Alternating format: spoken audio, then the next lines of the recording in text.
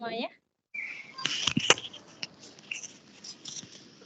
Udah ya? Vina, Kak Tiwi, ya kita mulai ya.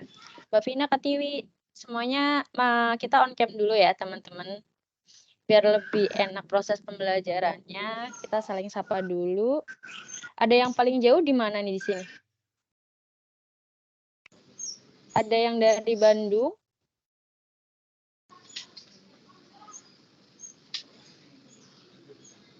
Suara saya terdengar? Mas Kiat, suara saya terdengar nggak, Mas? Terdengar, Mbak Rere? Terdengar, terdengar. Mbak. Oke.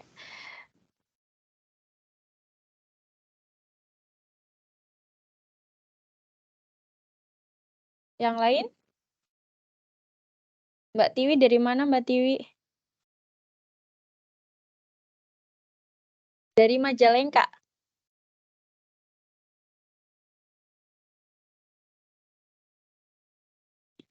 Oke, karena waktu kita terbatas ya pagi ini, tadi kita udah sempatkan untuk belajar tentang TKP. Ada yang ikut join juga di YouTube-nya?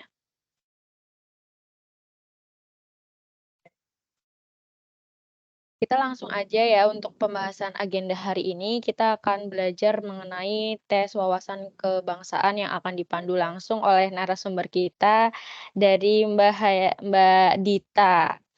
Mbak Dita, apa kabar? Alhamdulillah baik, Mbak Rere. Mbak Rere Alhamdulillah. gimana kabarnya?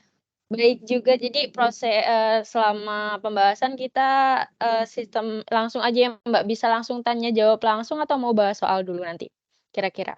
Kita bahas soal dulu aja kali ya, biar clear dulu. Tapi kalau misalnya memang soalnya ada yang mengganggu gitu ya, ini boleh nanti teman-teman ajukan pertanyaan seperti itu. Oke, baik teman-teman. Jadi untuk kegiatan hari ini kita bahas dulu soal yang udah teman-teman kerjakan kemarin, kemudian nanti kita bisa lanjut lagi untuk sesi tanya jawabnya ya Mbak. Iya, betul. Oke, baik, kita mulai dulu ya. Cuma sebelum kita mulai, mari kita berdoa dulu sesuai dengan kepercayaan masing-masing. Berdoa dimulai.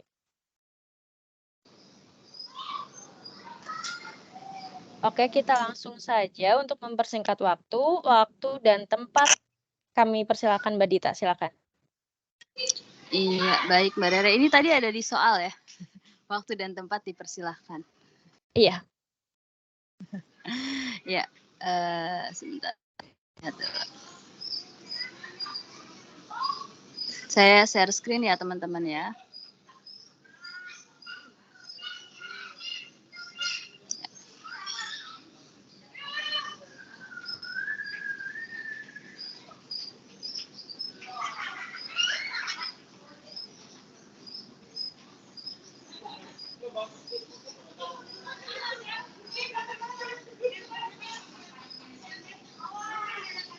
Ya, baik teman-teman. Nama saya Rahayu Hardita Dwi Widianti. Saya adalah staf pengajar di salah satu kampus swasta di Jakarta ya. Kita akan langsung memulai pembahasan TWK kita. Ini soal nomor 1. Perang melawan COVID-19 di tanah air memang sangat berat karena belum berakhir sampai saat ini. Hal ini merupakan suatu tatanan baru bagi kehidupan masyarakat di Indonesia. Sebagaimana kita ketahui bahwa sebelumnya hampir seluruh provinsi di Indonesia telah menerapkan kebijakan pembatasan sosial atau physical distancing. Jadi ya bla bla bla bla gitu ya. Nah, kalau lihat paragraf yang panjang seperti ini, teman-teman saya sarankan untuk langsung baca di akhirnya aja. Jadi kalau udah lihat paragraf panjang, baca akhirnya dulu nih. Jadi kita tahu bentuk pertanyaannya akan mengarah kemana. Nah, lalu kemudian ini adapun sikap yang menunjukkan rasa nasionalisme yang dapat diterapkan pada masa pandemi COVID-19 ini adalah dikunci jawaban gitu ya. Nah, ini ada berbagai macam jawaban. Yang pertama adalah berita yang akan dibaca terkait kasus COVID-19 dapat menambah khawatir masyarakat Indonesia bla bla bla bla gitu ya. Nah, dikunci jawabannya ada memiliki perasaan senasib dan sepenanggungan sebagai warga negara Indonesia untuk bersama-sama mematuhi aturan dan kebijakan yang telah ditetapkan oleh pemerintah dalam mencegah dan pengendalian virus COVID-19. Jadi di sini kalau misalnya A gitu ya, nah Ini kan, bukan mengurangi ya, bukan menunjukkan rasa cinta tanah air, karena nasionalisme ini adalah, pengertiannya adalah cinta, rasa cinta terhadap tanah air gitu ya. Jadi yang kita tekankan adalah bagaimana, diutamakan kepentingan, bangsa dan negara gitu. Nah, kalau yang B, memberikan penghargaan setinggi-tingginya kepada seluruh tenaga kesehatan yang menjadi garda terdepan dalam penanganan kasus COVID-19, itu juga bukan tugas kita ya, maksudnya itu tugas negara gitu ya. Kita jadi, jawaban yang paling tepat adalah, sama-sama mematuhi aturan gitu ya, yang sudah ditetapkan oleh pemerintah. Ini merupakan bukti, tanda cinta kita, terhadap tanah air dan upaya menjaga, bangsa ini agar tetap baik-baik saja, begitu. Nanti saya jelaskan tentang, perbedaan antara nasionalisme, kemudian chauvinisme, etnosentrisme gitu ya, dan patriotisme. Nah, ini biasanya soal-soal yang sering keluar di TWK. Kita lanjut dulu ke soal nomor 2. Nasionalisme bla bla bla bla bla. Nah, kita lanjut lagi ke yang paling bawah gitu ya di pertanyaannya. Adapun wujud sikap yang mencerminkan jiwa nasionalisme bagi seorang warga negara terhadap tanah air adalah sebagai berikut kecuali. Nah, ini adalah pengertian nasionalisme. Jadi ingat yang ditebelin adalah kata kecuali gitu ya. Nah, yang A adalah merasa bangga menggunakan batik sebagai warisan budaya Indonesia pada acara besar berskala internasional. Ini betul, menandakan cinta tanah air. Nah, lalu yang kedua adalah menjaga kelestarian adat dan budaya Indonesia yang beragam. Betul, ini adalah bukti cinta tanah air. Kemudian mendukung UMKM dan bangga menggunakan produk-produk lokal meskipun tidak semewah produk impor. Ini adalah bentuk nasionalisme di bidang ekonomi, teman-teman. Jadi kalau udah ada UMKM, mendukung UMKM, pakai produk lokal, produk dalam negeri, itu bentuk nasionalisme terhadap nasionalisme dalam bidang ekonomi.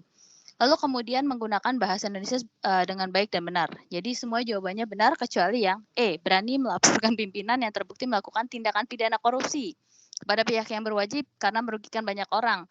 Ini bukan bukan menunjukkan sikap nasionalisme ya. Ini nanti kaitannya adalah dengan integritas gitu.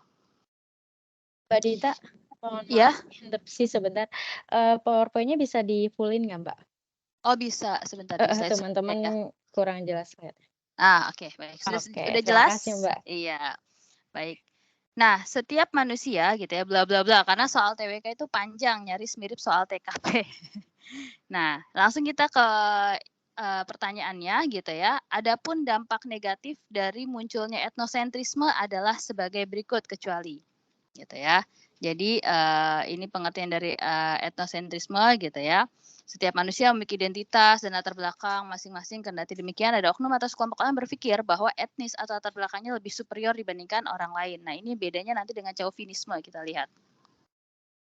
Nah, ini adalah pilihan jawabannya. Yang pertama adalah terbentuknya instabilitas di suatu wilayah akibat adanya konflik horizontal antara suatu kelompok dengan kelompok masyarakat dengan latar budaya yang berbeda-beda.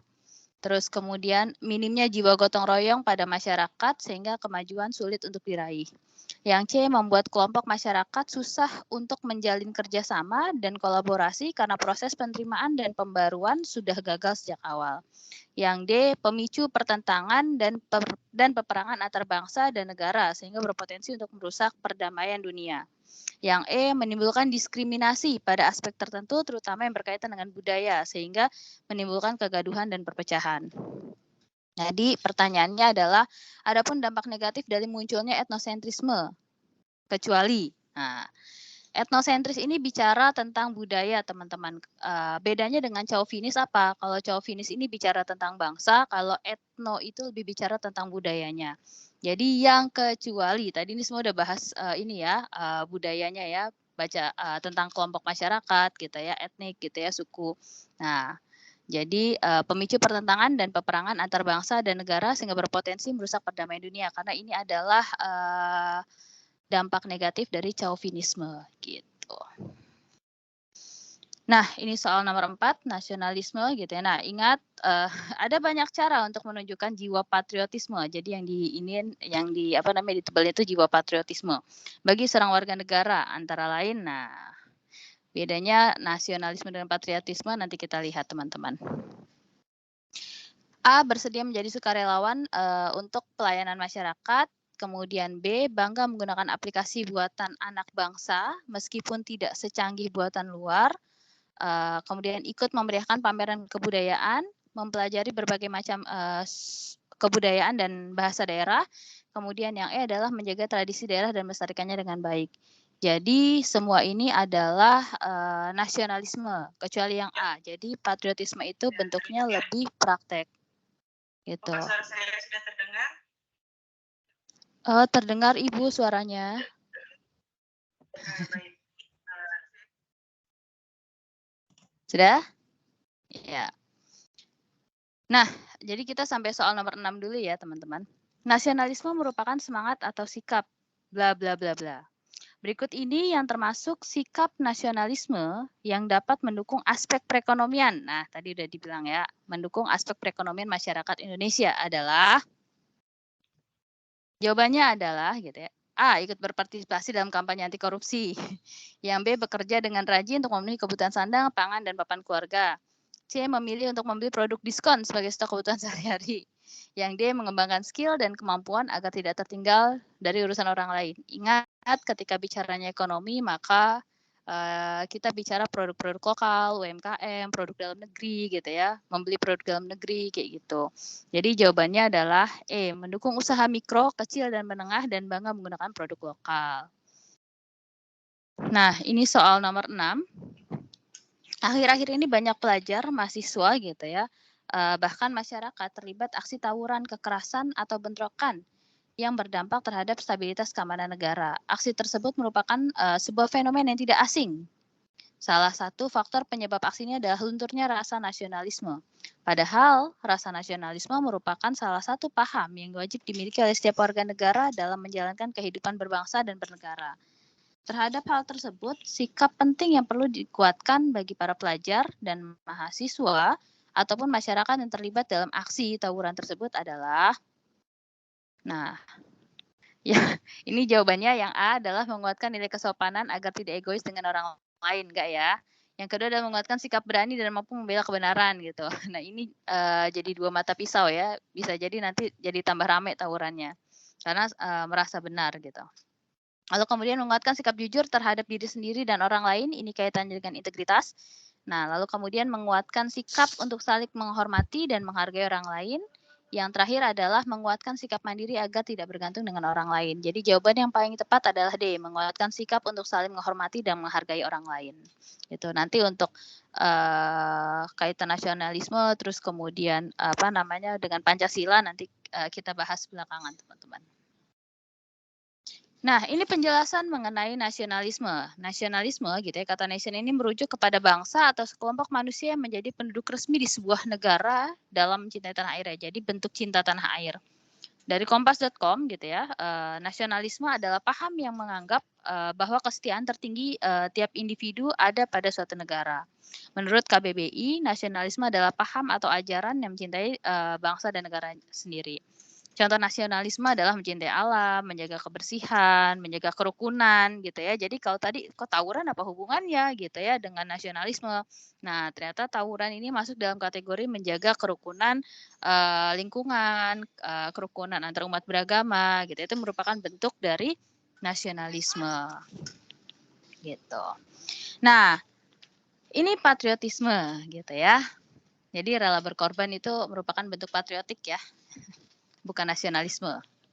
Nah, menurut KBBI, patriotisme adalah sikap seseorang yang bersedia mengorbankan segalanya untuk kejayaan tanah air. Jadi membela tanah air gitu ya. Lalu kemudian patriotisme bersikap terbuka sehingga bisa melihat bangsa lain dalam konteks dunia dan bersedia belajar bagi bangsa lain demi kemajuan bangsa. Jadi pengiriman mahasiswa ke luar negeri gitu ya, bersedia dikirim ke luar negeri, pertukaran mahasiswa gitu. Nah, itu masuk dalam kategori nilai-nilai patriotik gitu teman-teman ya. Nah, ini contoh patriotisme gitu ya. Rela berkorban demi bangsa dan negara, berusaha mentaati hukum dan norma yang berlaku dalam masyarakat, kemudian adalah tidak pantang menyerah demi membela tanah air. Gitu. Jadi yang berkaitan dengan pembelaan tanah air itu adalah patriotik. Nah, kalau pembelaan tanah air misalnya dalam bentuk sikap gitu ya, sikap kayak misalnya, menggunakan batik, menggunakan produk lokal kayak gitu, nah itu, merupakan nasionalisme. Nah, ada lagi yang mirip-mirip adalah chauvinis dengan etnosentris gitu. Menurut KBBI, chauvinisme didefinisikan sebagai sikap kecintaan berlebihan kepada tanah air. Kecintaan berlebihan kepada tanah air ini yang kerap kali menjadi pemicu adanya konflik sosial di tengah masyarakat antar bangsa, biasanya konflik antar negara gitu ya. Di Indonesia, umumnya sikap chauvinis disebabkan adanya keyakinan budaya daerah yang lebih unggul daripada budaya lainnya. Nah, ini yang mirip-mirip dengan etnosentris. Jadi menganggap bahwa budayanya lebih baik gitu ya. Ini kalau di Indonesia, tapi kalau di tingkat dunia merasa bangsanya jauh lebih baik gitu. Nah, contoh chauvinisme adalah menganggap bangsa lain tidak pantas. Jadi sikap chauvinis ini merendahkan bangsa lain gitu ya. Melakukan perusakan terhadap tempat beribadah agama lain gitu ya. Kemudian mencintai budaya daerah dan memandang rendah budaya yang lainnya. Ini mirip-mirip dengan etnosentris. Sedangkan etnosentris gitu ya, menurut KBBI, etnosentris adalah sikap atau pandangan yang berpangkal pada masyarakat dan kebudayaannya sendiri. Biasanya disertai dengan sikap dan pandangan meremehkan masyarakat atau kebudayaan lain. Jadi bentuknya lebih kebudayaan, kalau chauvinis ini lebih ke bangsa. Gitu ya. Memang agak mirip-mirip, tapi kalau etnosentris ini biasanya peperangan antar suku gitu ya, peperangan antar ras gitu. Nah, apa namanya, yang berbeda budaya gitu. Nah, kalau misalnya si chauvinis ini peperangan antar bangsa gitu ya, perang antar negara gitu, menganggap bahwa, negara kita lebih baik daripada negara yang lain, kayak gitu. Nah, chauvinis ini chauvinis ya, gitu ya, berbahaya, karena, berpotensi menyebabkan perang dunia, gitu. Nah, ini kasus pencabulan ya. Kasus pencabulan gitu ya, karena panjang gitu ya, kita langsung ke bawahnya. Kasus pencabulan dan kekerasan seksual ini merupakan salah satu bentuk pelanggaran dari sila yang dilambangkan dengan nah ini ada lambang-lambang Pancasila, berarti teman-teman kalau yang kayak gini harus dihafalkan ya, lambang Pancasila gitu. Nah, kasus pencabulan dan kekerasan seksual terhadap anak di bawah umur di beberapa daerah di Kabupaten Ciamis, Jawa Barat semakin meningkat. Dari Januari hingga Juni 2023, korban pelecehan dan kekerasan seksual di Kabupaten Ciamis mencapai 26 kasus. Jumlah tersebut hanya merujuk kepada kasus yang terungkap oleh Polresta Ciamis. Artinya ada kemungkinan jumlah korban jauh lebih banyak dari angka yang terungkap tersebut. Salah satunya kasus pencabulan oleh ayah kandung sendiri, sehingga anak yang masih duduk di bangku SMP itu hamil. Pidana persetubuhan dan perbuatan cabul terhadap anak di bawah umur tersebut dilakukan oleh tersangka DK 44 tahun yang terjadi di Dusun Pasir Datar RT 002 RW 03 Desa Mekarjaya Kabupaten Ciamis pada tahun 2022 lalu. Sebelum menyetubuhi dan mencabuli korban, tersangka melakukan kekerasan terhadap anaknya, kemudian menyetubuhi anaknya hingga berulang kali. Sumber pikiran rakyat.com. Nah, jadi, bertentangan dengan sila keberapa gitu ya. Nah, di sini ada, lambang-lambang ya, lambang Pancasila gitu ya. Ada bintang, ada pohon beringin, kepala banteng, rantai gitu ya, padi dan kapas gitu. Kita lihat, ini jawabannya rantai. Nah, bintang ini melambangkan ketuhanan yang Maha Esa gitu ya. Nah, kemudian, rantai adalah kemanusiaan yang adil dan beradab. Kemudian persatuan Indonesia ini dilambangkan dengan pohon beringin gitu ya. Lalu kemudian kepala banteng, kerakyatan yang dipimpin oleh hikmat kebijaksanaan dalam permusyawaratan perwakilan. Jadi kepala banteng ini melambangkan kebijaksanaan, sedangkan padi dan kapas bicara tentang keadilan sosial bagi seluruh rakyat Indonesia. Gitu. Jadi kalau beringin persatuan gitu ya, rantai itu adalah kemanusiaan yang adil dan beradab. Nah, kalau keadilan sosial itu di padi dan kapas. Gitu ya, teman-teman. Nah, pencabulan ini masuk kategori mana? Ini masuk kategori rantai tadi, kemanusiaan yang adil dan beradab.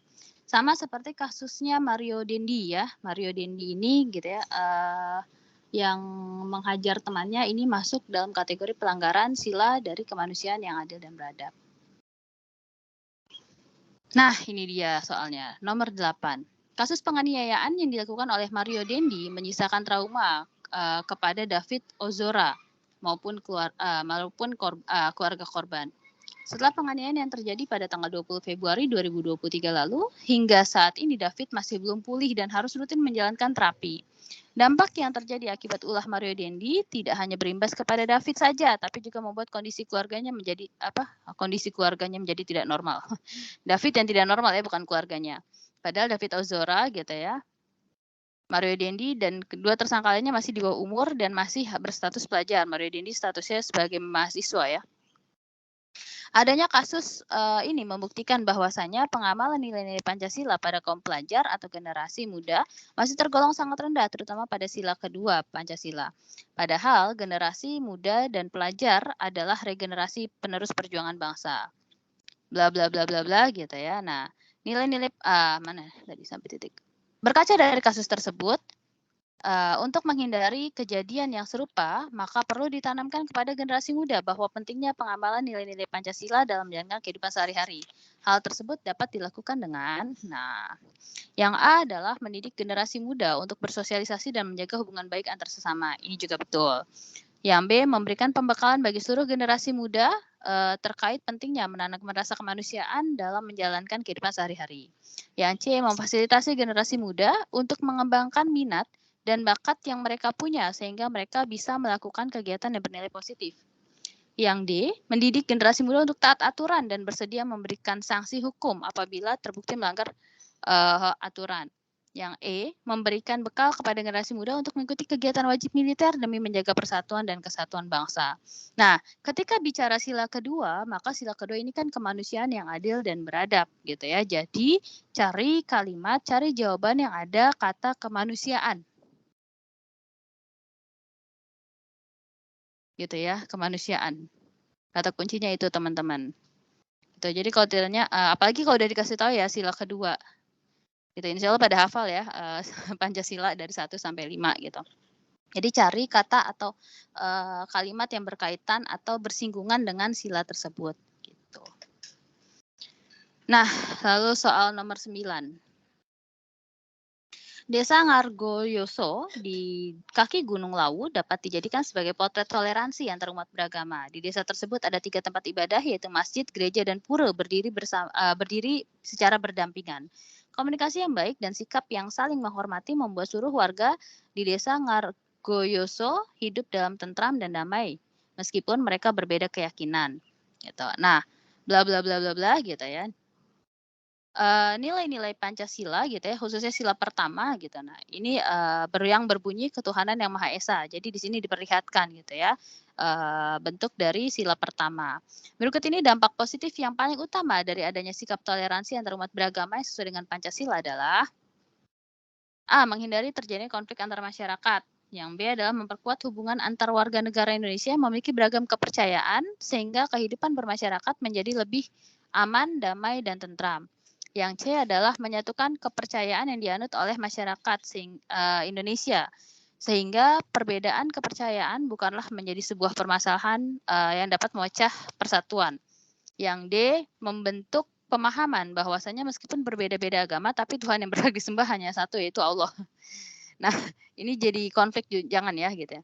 Yang E adalah menghindari terbentuknya perilaku diskriminasi yang dapat menyebabkan perpecahan antar warga negara Indonesia. Jadi sila pertama itu bicara tentang jadi ketuhanan yang Maha Esa. Ketuhanan yang Maha Esa ini bicara tentang kepercayaan gitu ya. Bukan berarti Tuhannya hanya Allah gitu ya, tapi ranah kepercayaan teman-teman. Jadi kalau misalnya ada pertanyaan tentang agama, ada pertanyaan tentang kepercayaan, ketuhanan, itu masuk sila pertama. Nah, kalau ditanyain sila pertama berarti cari yang berhubungan gitu ya, yang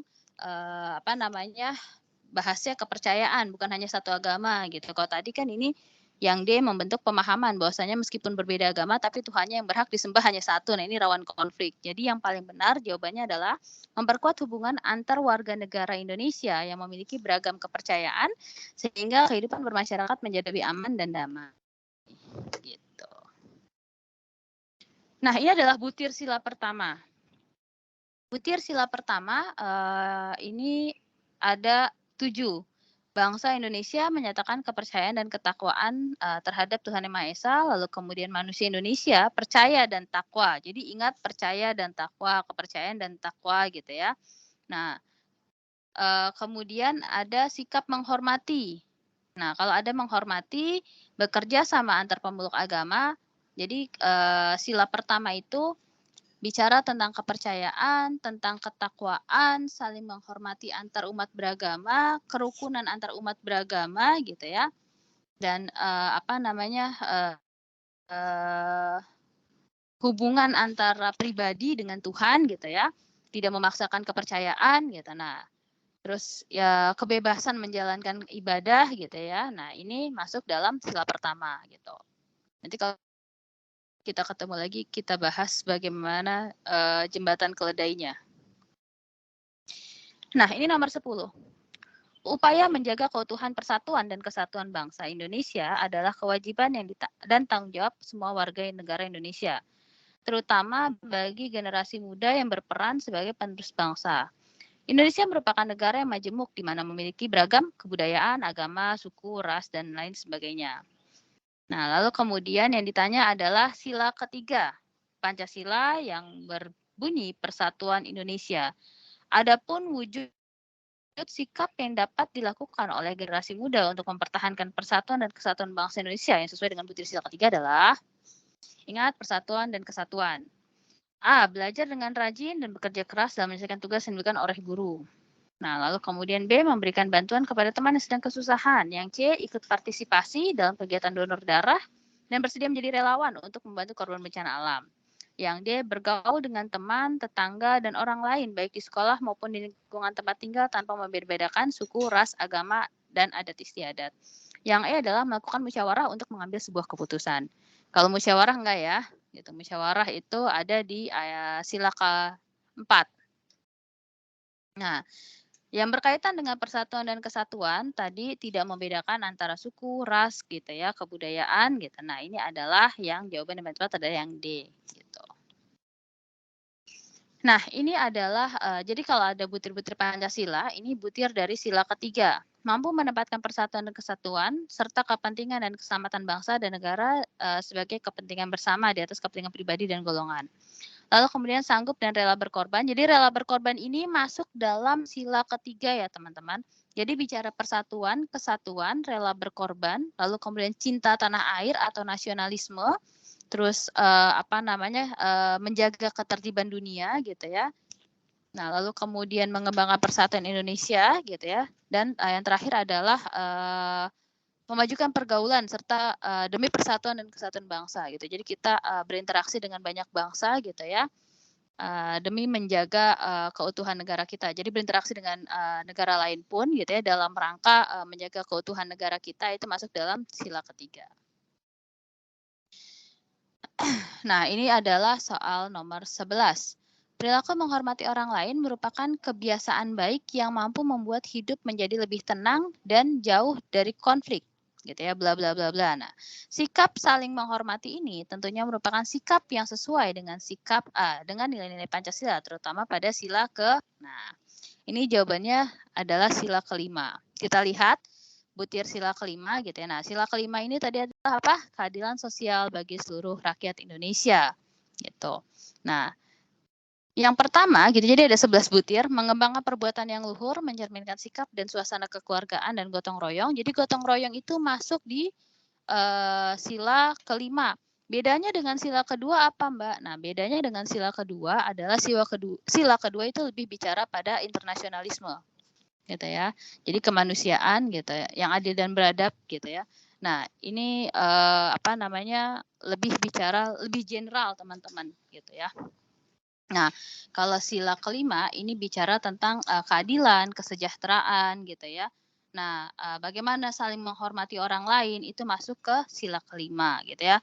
Menggunakan hak milik tidak menggunakan hak milik untuk sifat-sifat yang pemborosan. Nah, itu masuk pemborosan itu bertentangan dengan sila kelima gitu ya. Karena sikap boros ini merupakan sikap tidak menghargai atau tidak menghargai orang lain, merendahkan orang lain. Nah, itu masuk dalam kategori sila kelima gitu ya, memberikan pertolongan gitu. Nah, jadi kalau ada pertanyaan misalnya sikap boros gitu ya, tidak hemat bertentangan dengan sila keberapa gitu. Nah, ini artinya masuk dalam kategori sila kelima gitu ya. Karena masuk dalam kategori tidak menghargai orang lain gitu ya. Begitu. Nah, kesejahteraan gitu ya. Ini masuk kategori sila kelima. Nah, lalu kemudian soal nomor 12. Sebagai dasar negara, gitu ya, Pancasila memuat 5 poin penting yang menjadi pedoman kehidupan berbangsa dan bernegara. Salah satunya adalah himbauan sila kelima. Pancasila yang berbunyi adalah keadilan sosial bagi seluruh rakyat Indonesia. Sila kelima Pancasila dinamakan dengan bentuk padi dan kapas. Keduanya merupakan simbol kebutuhan dasar dan hal pokok bagi masyarakat Indonesia, tanpa memandang posisi, derajat, atau status. Sehingga tidak ada jurang pemisah antara keduanya dalam hal kebutuhan ini sebagai warga negara. Nah, amalan terkandung dalam sila ini mengandung makna dan nilai-nilai luhur. Adapun contoh sikap yang mencerminkan sila kelima dari Pancasila yang dapat dilakukan di lingkungan keluarga adalah, nah, jawabannya adalah gitu ya, ada yang A, ini memberikan hak dan tanggung jawab yang sama kepada setiap warga negara dan tidak membeda-bedakan satu dengan yang lainnya dalam keluarga. Lalu kemudian yang B, membangun perilaku hormat kepada anggota keluarga yang lebih tua dan menghargai yang lebih muda. Yang C, bersedia membantu pekerjaan ayah dan ibu di rumah, yang dia tidak iri terhadap barang yang dimiliki oleh adik atau kakak. Yang E adalah mengajak keluarga bersama-sama untuk menjalankan ibadah. Kalau yang E jelas ya, itu sila pertama gitu ya. Nah, karena bicara tadi gitu ya, ditekankan di sini adalah simbol padi dan kapas merupakan kebutuhan dasar yang tidak berbeda gitu ya, kepada seluruh rakyat Indonesia. Maksudnya padi dan kapas ini kan bicara tentang makanan gitu ya, dan kebutuhan apa namanya, sandang dan pangan ya gitu. Nah, ini merupakan satu kebutuhan pokok bagi masyarakat Indonesia gitu ya. Nah, maka kita jawabnya berarti yang tidak berbeda gitu ya, teman-teman, ada kata tidak berbedanya gitu. Memberikan hak dan tanggung jawab gitu ya. Jadi diabaikan semua, ada kata tidak berbeda gitu ya. Ini tidak membeda-bedakan satu dengan yang lainnya gitu ya. Bahkan adil harus proporsional. Teman-teman, di sini bukan jawaban idealis. Jawaban sesuai teoritik gitu ya. Jadi nanti mungkin ada pertanyaan-pertanyaan TWK yang menurut teman-teman, saya udah jawabnya menurut saya tuh bener, harusnya begitu, logika saya begitu gitu ya. Gitu, atau TKP gitu ya, logika saya bukan perasaan saya menjawab harusnya ini benar gitu, kenapa itu salah gitu, karena ternyata secara teori salah gitu. Nah, ini 15 menit lagi. Integritas merupakan kesesuaian antara apa yang diucapkan dengan tindakan yang dilakukan. Ingat, integritas adalah bicara aturan. Jadi ketika teman-teman ada pertanyaan mengenai sikap integritas gitu ya. Nah, pilihlah jawaban yang tidak menyalahi aturan atau ada kata taat terhadap aturan yang berlaku. Meskipun misalnya dijauhi teman, meskipun tidak diajak ABCDE, tapi kalau ada aturan gitu ya, tetap itu untuk bisa dapat jawaban benar, teman-teman harus menjawab sesuai aturan yang berlaku, sesuai peraturan yang berlaku. Misalnya membantu teman, apakah membantu teman ini merupakan bentuk integritas gitu ketika di kantor gitu ya, membantu teman menyelesaikan pekerjaannya? Enggak, teman-teman ya, ini bukan bentuk integritas. Integritas adalah mengerjakan sesuai apa yang ada di aturan, sesuai tupoksinya gitu ya. Dan satu lagi, integritas adalah bicara antara kebenaran gitu ya, jujur kebenaran apa yang diucapkan dengan aturan apa yang kita lakukan gitu. Ya, integritas bicara seperti itu. Berikut ini yang bukan termasuk wujud sikap seseorang yang menunjukkan integritasnya dalam mencegah terjadi KKN adalah, nah ini lagi. Jadi ada jawabannya, di kunci jawaban itu D, tidak sombong dan memiliki sopan santun dengan orang lain. Yang A, memiliki kepedulian dengan kondisi yang menimpa rekan kerja. Ini bukan bentuk integritas, bukan bagian dari integritas. Lalu kemudian B, berusaha untuk hidup sederhana dan tidak boros. Yang C, bertanggung jawab atas segala tugas yang diberikan meskipun tugas tersebut memiliki resiko yang besar. Ini bukan, karena tadi berhubungan dengan KKN ya. Yang D, tidak sombong dan memiliki sopan santun dengan orang lain, ini sikap menghormati orang lain. Lalu yang E adalah disiplin dengan waktu dan pekerjaan. Maka jawabannya ketika diarahkan ke KKN gitu ya, berusaha untuk hidup sederhana agar kita tidak boros kemudian tidak melakukan KKN. Kayak gitu teman-teman. Saya minum dulu ya. Mbak Tita, silakan. Ini kayak ngebut. Sama yang teman-teman yang lain dipersiapkan, kalau ada yang mau ditanyain ya. Iya. Mhm. Nah, ini adalah integritas teman-teman menurut KBBI. Jadi saya untuk mudahnya saya ambil dari KBBI aja ya. KBBI, pengertian integritas adalah mutu, sifat, atau keadaan yang menunjukkan kesatuan yang utuh sehingga memiliki potensi atau kemampuan yang memancarkan kewibawaan dan kejujuran. Integritas ini adalah jujur di perkataan dan perlakuan. Jadi kayak kemarin ada soal misalnya ketika seorang ayah sudah menjanjikan gitu ya anaknya beli sepeda gitu ya. Ketika ambil rapot dan nilainya bagus. Ketika anaknya nilainya bagus gitu ya, nilainya bagus, tapi ternyata ayahnya uangnya udah kepake duluan gitu. Untuk menunjukkan sikap integritas si ayah gitu ya, menunjukkan sikap integritas si ayah, apa yang harus ayahnya lakukan? Yang A mengatakan dengan jujur bahwa uangnya nggak ada gitu ya, yang B gitu ya mengatakan kepada anaknya belinya bulan depan gitu ya, yang C minta maaf bla bla bla bla bla gitu. Kemudian ada jawaban, ada satu jawaban berhutang kepada teman gitu ya dan tetap membelikan sepeda untuk anaknya. Jawaban yang paling benar adalah berhutang kepada teman untuk membelikan sepeda buat anaknya karena integritas bicara tentang keselarasan antara perkataan gitu ya, aturan dengan tindakan seperti itu teman-teman. Jadi hati-hati biasanya banyak soal-soal menjebak di TWK yang bicara integritas, kemudian nasionalisme dengan patriotisme. Nah, itu. Ini panjang banget soalnya ya.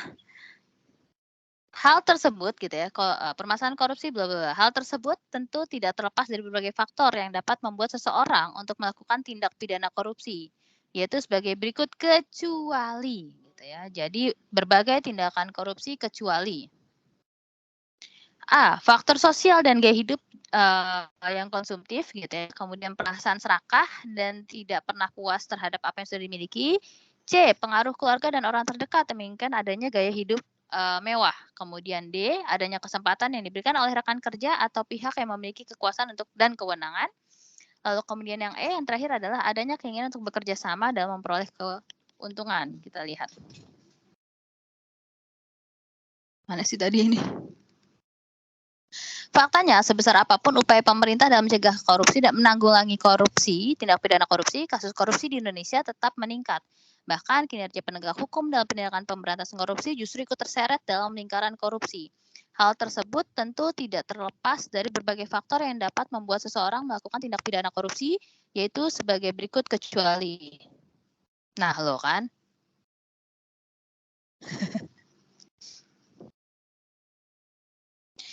Jadi jawabannya, bagaimana kalau jawabannya dianulir Mbak Rere? Gitu ya. Jadi Iya. semua sikap ini adalah sikap yang mendorong seseorang untuk melakukan tindak pidana korupsi. Ini kalau dikunci jawabannya E ya, gitu. Nah, kalau tadi ada yang kunci jawabannya D, tapi saya jawab B gitu karena memang jawabannya seharusnya B. Nah, ini dikunci jawabannya E, adanya keinginan untuk bekerja sama untuk memperoleh keuntungan. Biasanya ini bisa jadi jawaban yang benar, tapi bisa jadi jawaban yang salah, teman-teman. Karena kalau bekerja samanya membangun bisnis tidak apa-apa, tapi kalau bekerja samanya kemudian justru mendorong seseorang untuk korupsi gitu ya, dengan wewenang dan kekuasaan yang mereka miliki. Nah, ini masuk dalam kategori tindak pidana korupsi. Jadi kalau yang dimaksudkan kerjasama dan memperoleh keuntungan dalam hal bisnis di luar kantor gitu ya, ini nggak apa-apa, diperbolehkan gitu. Misalnya buka toko atau apa, nah itu nggak apa-apa gitu. Nah, ini belum tahu nih kerjasama dan keuntungannya ke arah mana gitu ya. Nah, ini kemudian Kapolri Jenderal Listio Sigit Prabowo menyebutkan bahwa tingkat kepercayaan masyarakat terhadap Polri tengah menurun, gitu ya. Lalu bagaimana, gitu ya, sikap yang perlu dilakukan institusi kepolisian untuk menumbuhkan kembali kepercayaan masyarakat? Nah, bagaimana caranya? Nah, yang A adalah menunjukkan kinerja baik dalam membela kebenaran, terutama kepada pihak yang tengah berkuasa. Salah ya. Lalu kemudian yang B, menjalankan tugas dalam menjaga keamanan negara dengan baik. Itu tugas TNI, teman-teman ya. Lalu kemudian yang C, menegakkan hukum seadil-adilnya dan melakukan transparansi hukum dengan baik. Yang C adalah mematuhi kebijakan pemerintah sesuai dengan undang-undang gitu ya. Yang E, menegakkan hukum dengan tegas terutama kepada masyarakat yang melanggar aturan dan kebijakan pemerintah. Nah, kenapa jawabannya bukan D atau bukan E gitu ya, karena sebenarnya ini sama-sama baik ya, mematuhi kebijakan pemerintah gitu. Nah, karena memang, dalam prakteknya beberapa undang-undang gitu ya, bisa digunakan, kayak menguntungkan salah satu pihak gitu ya. Jadi, menegakkan hukum seadil-adilnya gitu ya. Nah ini, yang ditekankan adalah melakukan transparansi hukum dengan baik. Jadi masyarakat juga bisa menilai apakah hukum ini benar-benar adil, benar-benar sesuai atau tidak, gitu ya. Jadi jawaban yang paling tepat adalah C. Nah ini Raden Ajeng Kartini, ini sudah saya kasih tanda miring ya. Raden Ajeng Kartini Joyo Adiningrat merupakan salah seorang pahlawan nasional memperjuangkan hak dan kebebasan wanita. Beliau tokoh emansipasi bla bla bla bla bla. Nah, kemudian yang jadi pertanyaan adalah sikap yang ditunjukkan oleh Raden Ajeng Kartini berdasarkan paragraf di atas gitu ya, menunjukkan bahwasanya dalam menjalankan kehidupannya beliau menanamkan nilai-nilai integritas terutama pada nilai. Nah, jadi, mana yang berkaitan dengan, R.A. Kartini gitu ya. Sebagai tokoh emansipasi gitu ya, ini sudah ditekankan bahwa dia terkekang adat, perbedaan gitu ya, pendapat dengan orang tua dan masyarakat gitu ya. Tapi tidak menjadikan Kartini berhenti mencari, cara atau memperluas wawasannya. Nah, ini menunjukkan sikap A, adil, B, peduli, C, kerja keras, D, berani, E, tanggung jawab. Jadi jawaban yang paling tepat adalah berani, karena dia berani menentang adatnya. Gitu. Bahkan bukan hanya adat istiadat, tapi juga ketetapan orang tua gitu ya. Ketika misalnya Kartini harus dipinggit gitu ya, itu tidak membuat Kartini berhenti belajar gitu teman-teman ya. Nah, nomor 17. Integritas merupakan mutu sifat atau keadaan yang menunjukkan kesatuan yang utuh sehingga memiliki potensi dan kemampuan yang memancarkan kewibawaan serta kejujuran. Kejujuran memiliki arti tidak berbohong, apa adanya dan tidak melakukan kecurangan. Dengan kata lain, integritas dan kejujuran merupakan dua hal yang menjadi paket komplit. Kejujuran sangat diperlukan dalam menjalankan kehidupan sehari-hari karena merupakan dasar untuk mendapatkan kepercayaan orang lain. Nah, hal ini tentunya dipicu oleh beberapa faktor sebagai berikut gitu ya. Tetapi banyak orang yang tidak berlaku jujur. Apa yang memicu ketidakjujuran? Yang A, perasaan untuk ingin mendapatkan penghargaan atau pujian. Yang B, tingginya sikap gengsi dan tidak mau kalah dengan orang lain. Yang C, perasaan selalu ingin bebas gitu ya dan menghindari situasi yang tidak nyaman. Yang D, gaya hidup yang konsumtif dan tidak ingin tertinggal orang lain. Yang terakhir adalah E, tidak membanding-bandingkan diri sendiri dengan orang lain. Jadi jawaban yang paling tepat adalah tidak membanding-bandingkan diri dengan orang lain. Karena tadi ada kata kecuali gitu ya. Jadi semuanya benar kecuali satu. Saya baru baca PPT-nya Mbak Rere. Gitu ya. Nah, ini 18 ini juga ini nih pertanyaan-pertanyaan yang seperti ini biasanya muncul ya. Pak Farid merupakan ketua RT gitu ya. Pak Farid disegani oleh warganya karena kinerjanya sangat baik, dikenal tegas gitu ya, memperhatikan kondisi lingkungan sekitar.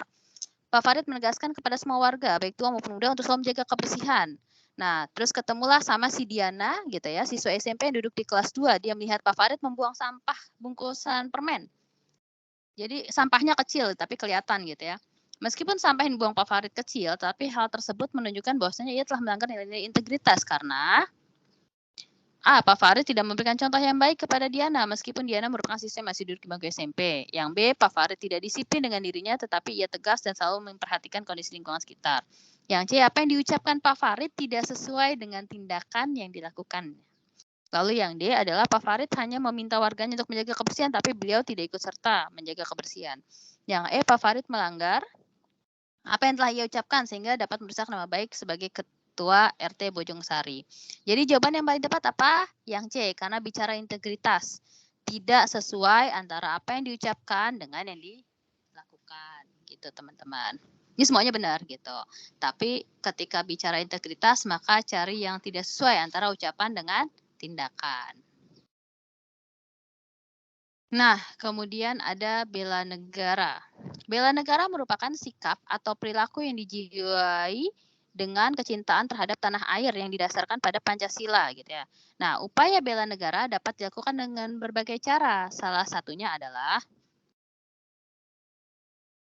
tidak menyebarkan informasi hoax yang dapat meresahkan masyarakat. Jadi bela negara ada 2 teman-teman, ada yang berbentuk fisik, ada yang berbentuk non-fisik. Nah, terus kemudian yang B, ada patuh dan tunduk terhadap presiden dan jajarannya sebagai lambang negara, ini bukan termasuk bela negara. Yang C, menilai kebudayaan lain berdasarkan kebudayaan sendiri, ini etnosentris. Kemudian yang D, bersikap sopan dalam hal lembut pada orang lain, ini menghargai orang lain. Yang E, membeli berbagai macam produk yang sedang tren atau diskon, ini pemborosan bertentangan dengan sila ke 5, gitu ya. Nah, jadi jawaban yang paling benar adalah tidak menyebarkan informasi hoax yang dapat meresahkan masyarakat. Ini bentuk dari kepedulian kita terhadap bangsa dan negara, begitu. Nah, ini kondisi geografis Indonesia yang berbatasan langsung dengan negara lain membuat konflik kerap terjadi, sengketa tapal batas gitu ya, bla bla bla bla bla. Nah, jadi ini posisinya ketika warga Oskushe ingin menuju Timor Leste, gitu ya, negara induknya. Dia harus melewati Indonesia. Apa yang bisa dilakukan oleh warga yang tinggal di perbatasan, gitu ya, untuk menjaga tanah airnya, gitu ya. Nah, jawabannya adalah yang A adalah membeli atau menggunakan produk-produk yang dihasilkan oleh warga yang bertempat tinggal di wilayah perbatasan. Yang B adalah memupuk rasa nasionalisme, patriotisme, dan sikap rela berkorban demi menjaga keutuhan bangsa dan negara. Yang C melestarikan berbagai macam kebudayaan Indonesia di wilayah perbatasan. Yang D meningkatkan kompetensi sumber daya manusia yang ada di wilayah perbatasan. Yang E menjadikan wilayah perbatasan sebagai objek wisata. Ini sebenarnya semuanya gitu ya merupakan praktek dari pemupukan rasa nasionalisme, gitu ya. Jadi karena A, C, D, dan E ini merupakan langkah yang dilakukan untuk memupuk nasionalisme, maka ada jawaban yang B, yang memupuk rasa nasionalisme itu. Jadi dari semuanya intinya adalah ada di B, begitu. Nah, lalu kemudian nomor 21, bela negara merupakan suatu sikap atau tindakan seseorang yang teratur, menyeluruh, dan berlandaskan kepada sikap cinta tanah air, kesadaran berbangsa dan bernegara, serta rela berkorban, bla bla bla bla. Nah, wujud sikap yang dapat dilakukan oleh kaum pelajar sebagai bentuk upaya bela negara. Jadi kalau kondisi kita nggak perang, bela negaranya dalam bentuk apa, gitu ya? Apalagi ini pelajar. Yang A adalah berani mengangkat senjata apabila ada ancaman dari dalam maupun dari luar yang dapat meruntuhkan kesatuan dan persatuan bangsa. Ini nanti kalau kondisinya perang boleh ya, tapi kalau kondisinya nggak perang nggak boleh. Lalu kemudian aktif dalam kegiatan yang diadakan di lingkungan setempat atau tempat tinggal. Ini menunjukkan rasa cinta tanah air. Nasionalisme gitu ya, cinta kepada kebudayaan sendiri. Nah, kemudian yang C memfilter berita atau informasi yang tersebar di media sosial dan menolak keterlibatan paham radikalisme. Yang D ikut kegiatan kemanusiaan dan kegiatan sosial meskipun menggunakan jam sekolah, ini nggak dibenarkan ya, nggak boleh ya. Lalu kemudian yang E mengikuti pertukaran pelajar antar negara agar bisa menyerap budaya luar. Nah, ini sebenarnya tadi bisa kalau misalnya kita memang ditugaskan gitu ya. Dan tentunya mempelajari kebudayaan luar untuk menjadi masukan bagi kebudayaan kita gitu. Jadi yang baik kita serap.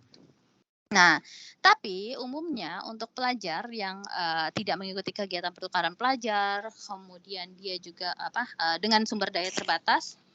Nah, maka jawaban yang paling tepat adalah C, memfilter berita atau informasi yang tersebar di media sosial dan menolak terlibat dalam paham-paham yang dianggap radikal oleh pemerintah. Itu adalah salah satu bentuk bela negara. Jadi terutama mengajak teman-teman untuk tidak atau untuk memfilter tidak berita-berita hoax yang beredar gitu ya, untuk tidak mudah diadu domba. Nah, itu merupakan bentuk bela tanah air yang bisa dilakukan oleh pelajar. Nah, bela negara merupakan sebuah semangat berani berkorban demi demi tanah air, demi persatuan dan keutuhan negara. Bentuk bela tanah air adalah tekad, sikap, dan perilaku warga negara yang dijiwai oleh kecintanya pada NKRI yang berdasarkan kepada Pancasila dan Undang-Undang Dasar 1945. Bla bla bla bla bla gitu ya. Nah, perwujudan bela negara dapat dilakukan dalam berbagai aspek, terutama ekonomi. Nah, kita lihat wujud bela negara dalam bidang ekonomi. Yang A adalah memberikan bantuan sembako kepada fakir miskin dan orang lain yang membutuhkan. Enggak ya? Yang B menjual produk import, apalagi ini di tanah air untuk menunjang perekonomian keluarga. Nah, yang C adalah berbelanja barang diskon, meskipun untuk saat ini barang tersebut tidak dibutuhkan. Enggak, ini bertentangan dengan sila kelima ya, pemborosan. Kemudian yang D, ikut serta dalam kegiatan donor darah dan membantu korban bencana alam. Ini nggak berkaitan dengan ekonomi gitu ya. Nah, jadi kalau tadi ada nasionalisme, terus kemudian ada nih bela tanah air gitu ya, yang berkaitan dengan ekonomi, maka pilihlah yang bicara tentang UMKM, produk lokal gitu ya, produk dalam negeri gitu ya teman-teman. Nah, yang bertentangan berarti produk luar negeri, pemborosan kayak gitu-gitu. Nah, lalu kemudian nomor 23. Upaya bela negara erat kaitannya dengan eksistensi NKRI dan terwujudnya cita-cita bangsa dan negara. Pada hakikatnya gitu ya bla bla bla. Adapun wujud sikap dan upaya bela negara secara non fisik. Nah, non fisik ya. Yang A patuh dan taat pada aturan, kebijakan dan hukum yang berlaku. B ikut partisipasi dalam melawan teroris, ini fisik bentuknya. Yang C dengan berani berperang melawan penjajah dan pemberontak, ini fisik. Kemudian D mengikuti pelatihan militer, ini juga fisik. Yang D menjaga wilayah perbatasan dan bersedia mengangkat senjata apabila terdapat ancaman, ini juga fisik. Jadi dari sekian banyak jawaban yang fisik, ini ada satu yang dia non fisik, yaitu adalah patuh dan taat terhadap aturan dan kebijakan hukum yang berlaku. Jadi kalau udah fisik semua udah jelas ya. Berarti yang non fisiknya cuma satu gitu. Nah, bela negara merupakan sikap yang menunjukkan semangat berkorban demi tanah air bla bla bla bla bla gitu ya. Berikut ini yang bukan termasuk wujud bela negara yang menunjukkan nilai rela berkorban untuk bangsa dan negara gitu ya. Nah, yang A bersedia membantu teman yang sedang mengalami musibah, ini bukan.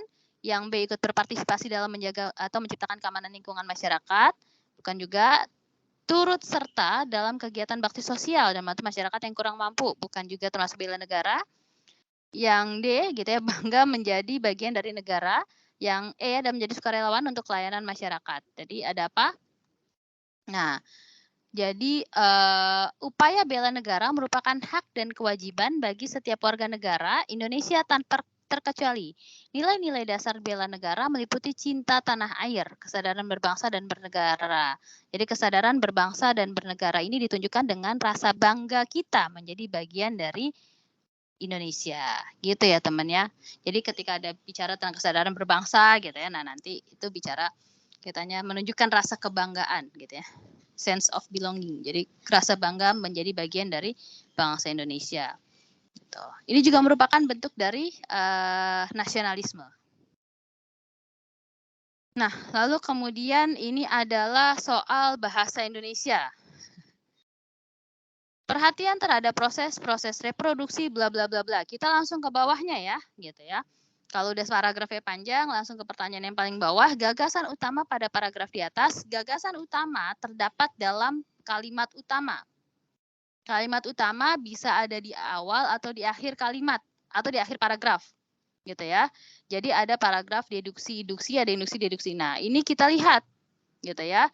Yang paragraf paling atas gitu ya, perhatian terhadap proses-proses reproduksi diperkirakan sudah ada sejak manusia hadir di dunia karena kejadian-kejadian ini sangat erat hubungannya dengan seksualitas.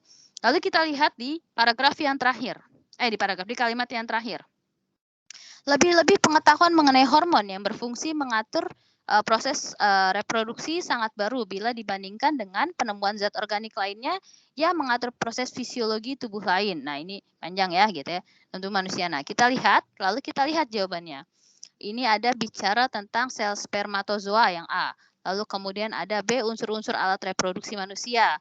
Ini tidak dibahas di paragraf itu. Lalu kemudian ada perkembangan ilmu pengetahuan reproduksi manusia. Nah, yang kemudian ada D, pertemuan antara sel spermatozoa.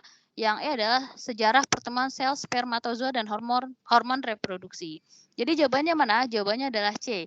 Karena di sini lihat di kalimat pertama gitu ya, di awal paragraf ada perhatian terhadap proses-proses reproduksi diperkirakan sudah ada sejak manusia hadir di dunia.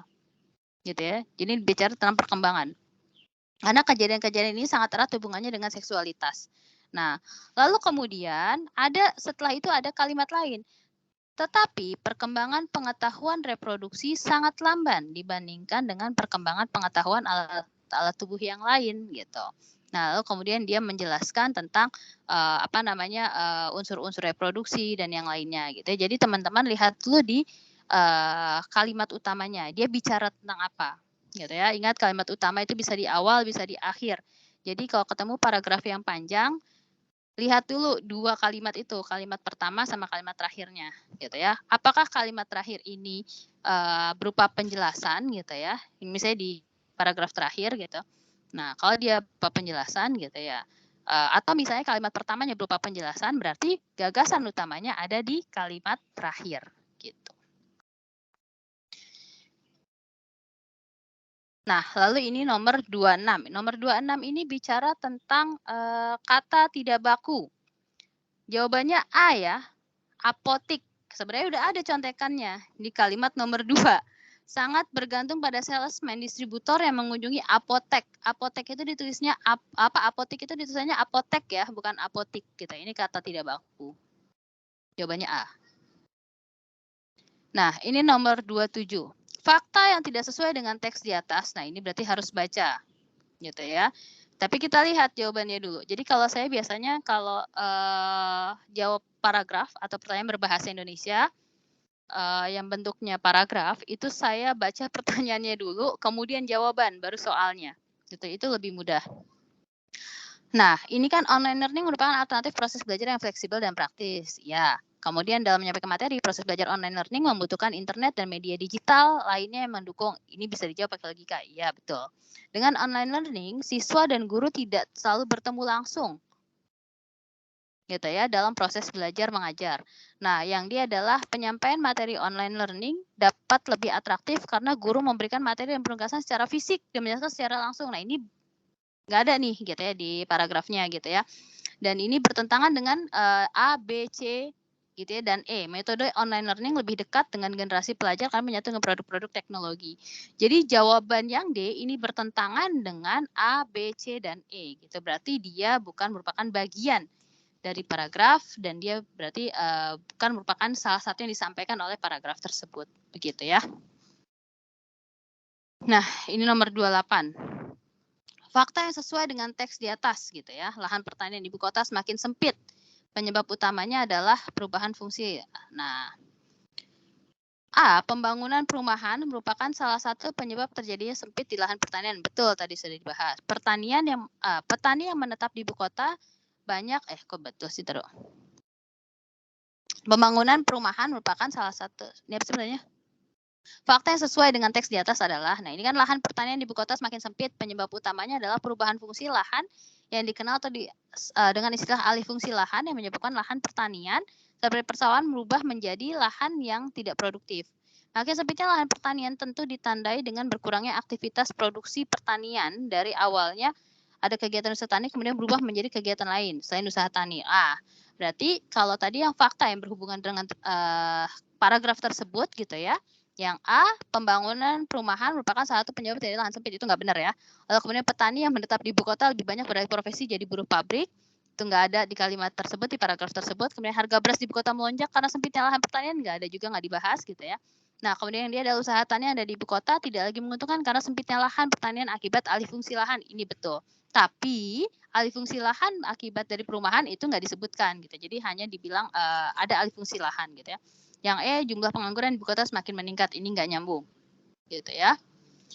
Nah, ini adalah nomor 29, majas yang digunakan. Nah, ingat ada si jago merah, tadi mau saya miring ini si jago merah. Jadi ini kebakaran gitu ya, kita sering lihat sering dengar ada kata si jago merah. Si jago merah ini majas apa gitu ya. Si jago merah ini adalah majas metafora, kita lihat penjelasannya. Jadi ada hiperbola, asosiasi, personifikasi, litotes, dan metafora. Jadi jawabannya adalah metafora, gitu ya. Teman-teman jawabannya E. Hiperbola adalah majas yang menggambarkan sesuatu dengan berlebihan dan tidak masuk akal, gitu ya. Wow, rumah kamu besar sekali seperti istana gitu ya. Istana di negeri dongeng gitu ya. Kemudian ada majas asosiasi. Majas perbandingan dengan membandingkan sesuatu dengan yang lainnya gitu ya. Nah, lalu kemudian ada personifikasi. Nah, ini yang paling sering kita gunakan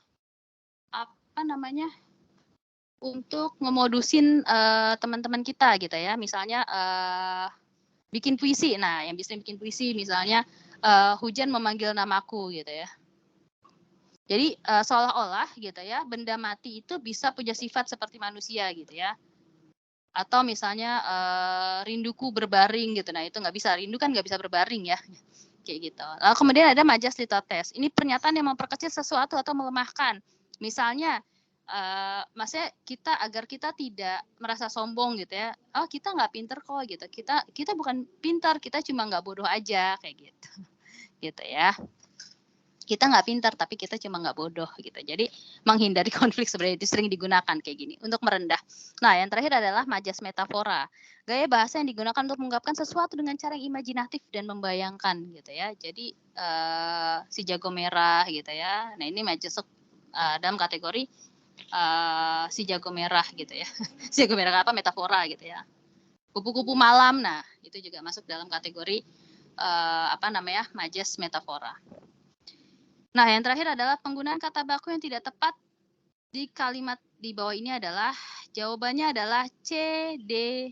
Nah, harusnya ada B masuk juga. Jadi kata di mana-mana itu dipisah ya, di mana-mana gitu ya. Kemudian ini sekedar, ini harusnya sekadar. Nggak tahu mungkin typo ya Mbak ya. Gitu. Nah, tapi kalau di kunci jawaban ada jawaban C. Kepada Ani waktu dan tempat dipersilahkan. Jadi bukan waktu dan tempat yang dipersilahkan ya. Kepada Aninya yang dipersilahkan ya gitu. Bukan waktu dan tempat yang dipersilahkan. Oke, baik, mungkin kalau ada yang mau tanya jawab, silahkan. Teman-teman, untuk sesi tanya jawab, kita punya waktu 5 menit untuk diskusi. Iya, betul. Yang mau bertanya silakan raise hand dulu. Terus on cam ya, teman-teman. Kapona, mau ada yang ditanyakan?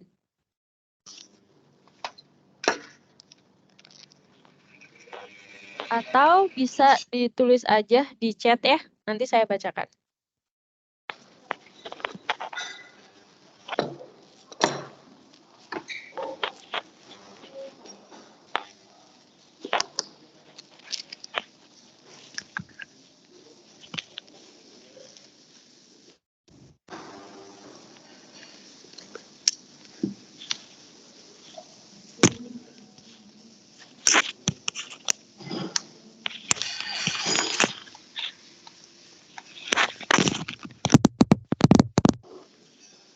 Afina, ada yang mau ditanyakan nggak, Kak? Kalisa, Kawasia.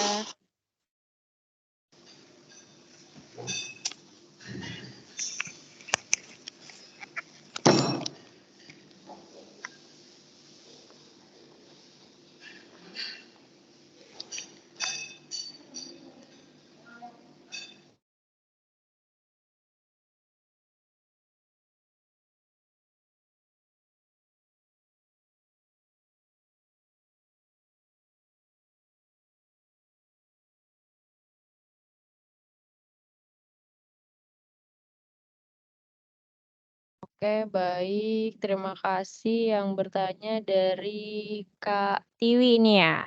Yang lainnya boleh bertanya. Boleh ditulis aja di kolom chat sambil menunggu Mbak Dita.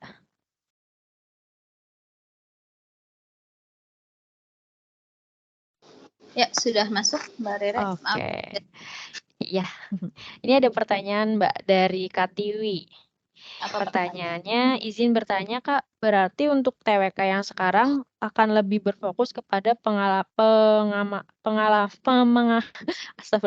pengamalan Pancasila, nasionalisme, patriotisme, dan lain-lainnya. Terus apakah ada tambahan lagi cara untuk menghafalkan UUD dan sejarah kemerdekaan Indonesia? 3 ya pertanyaannya ya. Jadi adakah cara untuk menghafal undang-undang dasar gitu ya? Yeah. Sebenarnya ada Mbak gitu. Tapi nanti saya kasih ya PowerPoint saya. Waktu itu saya pernah kasih ke Mbak Rere Tapi nanti saya kasih lagi deh Mbak, yang Oh, apa, boleh yang boleh. tentang, Undang-Undang Dasar gitu ya, tentang apa namanya, pasal sekian bahas apa, pasal sekian bahas apa. Nah itu bisa teman-teman baca. Tapi memang untuk TWK memang harus baca, kecuali kayak tadi butir-butir Pancasila itu bisa kita jadikan, jembatan keledai. Tapi kalau undang-undang kayaknya nggak bisa gitu ya. Nah kalau Memang untuk harus sejarah memang harus dibaca gitu ya. Undang-undang, berkaitan biasanya sih yang keluar undang-undang tuh banyak keluar tentang, desentralisasi gitu ya. Terus apa, yang berkaitan dengan, kepercayaan agama, nah itu biasanya banyak keluar di situ gitu.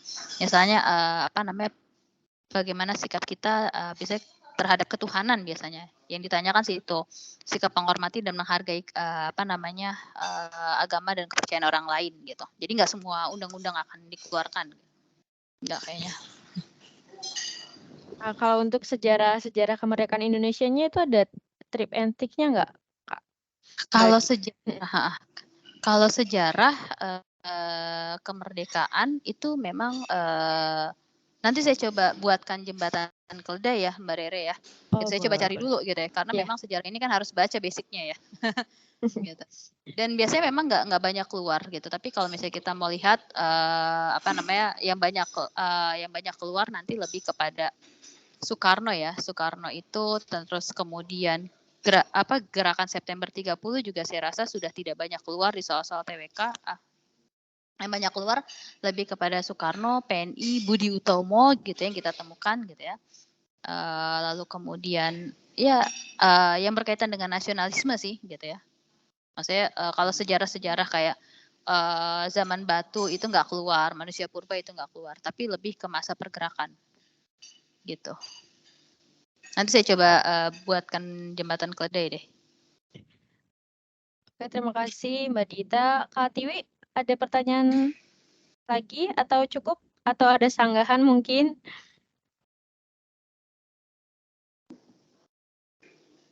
2 menit lagi ya teman-teman waktu kita.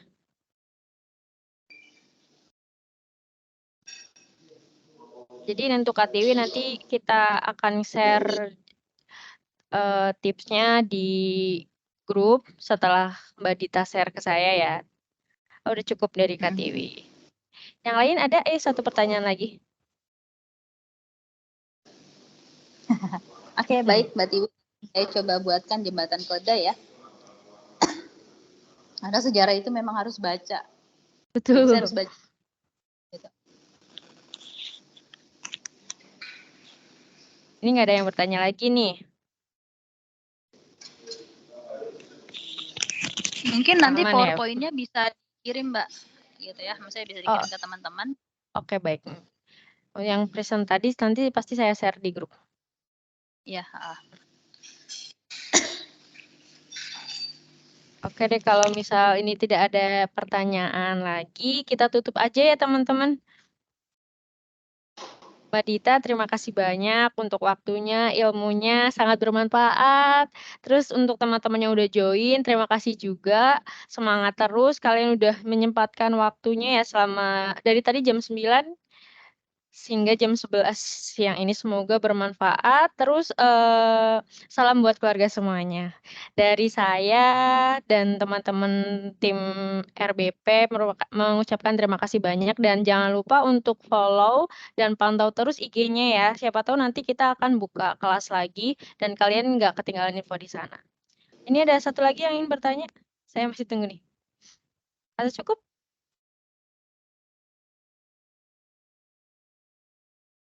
Oke, baik cukup deh kalau begitu saya tutup aja langsung ya. Nanti untuk PowerPoint-nya dan tips-tipsnya akan di-share di grup. Dari saya sekian, selamat siang. Assalamualaikum warahmatullahi wabarakatuh. Terima kasih Mbak Rere. Terima kasih teman-teman.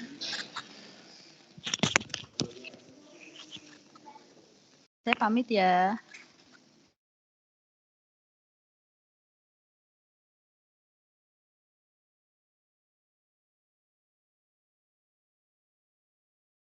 Não.